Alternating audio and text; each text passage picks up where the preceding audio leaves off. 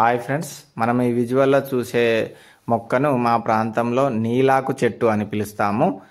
ఇది మెహందీ లేదా మైదాకు పెట్టుకుంటే ఎర్రబడుతుందో దీని దీని ఆకు రసం పెట్టడం వల్ల నీలి కలర్లో వస్తుంది చెయ్యి. నేను విజువల్లో చూపించాను నా చెయ్యికి పెట్టుకొని, అందుకు దీన్ని మేము నీలి కలర్లో వస్తుంది కాబట్టి నీలాకు అని పిలుస్తాము.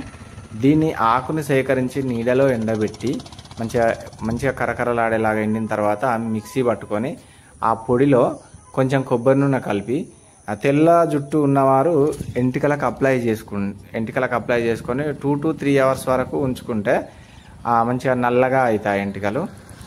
ఇది న్యాచురల్ కాబట్టి మన గోద్రేజ్ లాగా కొంతమందికి పడక ఇన్ఫెక్షన్స్ అవుతాయి, పొక్కినట్టు అయితే అట్లా కాకుండా ఉంటుంది. మన ప్రాంతంలో ఎక్కువగా దొరుకుతుంది నీలాకు చెట్టు అని. దీన్ని గుర్తుంచుకోవాలి జాగ్రత్తగా. ఎంపల్ చెట్టు లాగా ఉంటుంది కాబట్టి అదా ఇదా కొంచెం జాగ్రత్తగా చూసి గుర్తుపట్టి అలా పెట్టుకోవడం వల్ల ఎంటికలు నల్లబడతాయి. మేము చిన్నప్పుడు ఈ గోర్లకి ఇప్పుడు నేను చూపించిన లాగా పెట్టుకునేది.